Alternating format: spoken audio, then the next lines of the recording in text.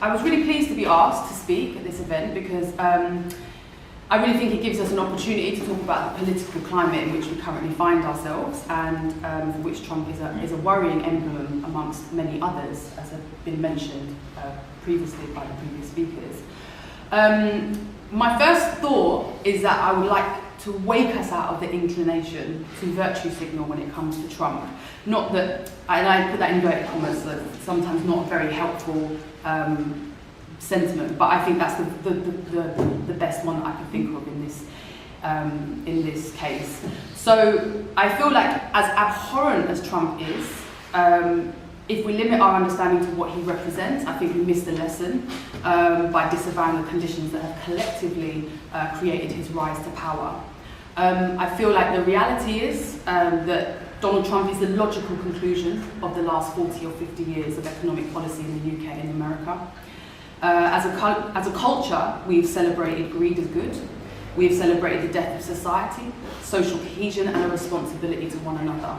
We have celebrated fervent individualism and the dominance of private corporate interests over state and public ownership, and ergo, the eroding of democracy itself. So this has not only represented a giving away of economic and political power to private interest, it has also resulted in stark inequality in our society, and it's also allowed people to buy elections, and I think we saw that in America, and we've also seen that in Brexit as well. So it's easy to agree with this analysis and distance ourselves from these factors, but this disavowal is a mistake and robs us of the opportunity to grasp root and tip for what Trump represents, and therefore robs us the ability to do something about this dangerous man.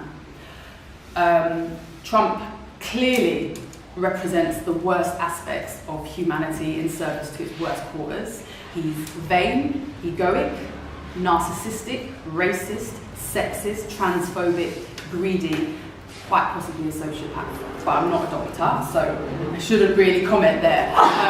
He thrives and exploits on the worst of our human emotions, such as fear, anger, ignorance, and hatred. And he uses those, he harnesses those for power. His position and his existence is a symptom of a very sick society. That said, he was also democratically elected, and we have to recognise that for whatever reason, there's a percentage of the populace that clearly his policies resonate with. And also highlights how problematic it is to have a disengaged electorate and a low voter turnout.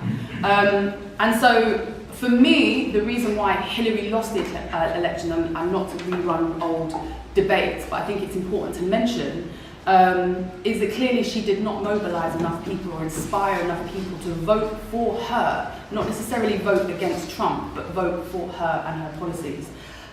She represents the ultimate manager, politician, to reference Adam Curtis, representing maintaining the status quo, representing maintaining the same imperialist agenda that America has always had. As Ulrich Beck highlights in Risk Society, liberal society has become a complex bureaucratic system that exists solely to maintain capitalism and avert its most extreme repercussions. It does not exist to solve or address the root causes of suffering. And I feel like, as liberal society, I feel like we have been in a hazy bubble for far too long, in which we have all co-signed capitalism as the vehicle for progress, yet we've arrogantly hidden the human and environmental costs in poorer parts of the world and in poorer parts of the country. And so for too long, the poor and the marginalised and the alienated have been told to hold on a little bit longer, that actually this is the right system, but with the right management team and the right tinkering, that we can continue as we are. And I think that Trump trumped that. I think Trump has come with ideas that are radical, alternative, and that appeal to people who have been marginalised or who see that there's a problem in our society.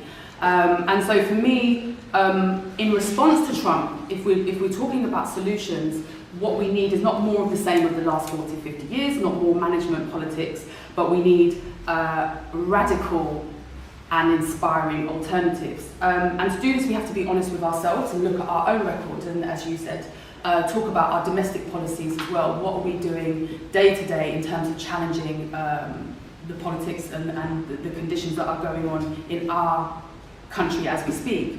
I don't know if everyone's read 9 and Klein, no is not enough. But the takeaway is that saying no to Trump is not enough. We have to offer alternatives. We have to offer inspiring ideas to counter. So we need an opposition to status quo politics and an inclusive politics that doesn't leave people behind, and that says in order to progress, we don't just cut people loose, we don't just leave people to the side in order for this juggernaut of capitalism to carry on. As a Green Party member, I believe that the concept of left and right are out of touch and not equipped to deal with the political battles of the future. I'll just put that out there. For me, the left has always had a historically equally as extractivist relationship with the earth, but merely seeks to ameliorate the inequalities that this causes. This ignores the environmental costs, and it also ignores the costs of workers in other parts of the world who do not enjoy the same employment rights as us and do not enjoy the same protections.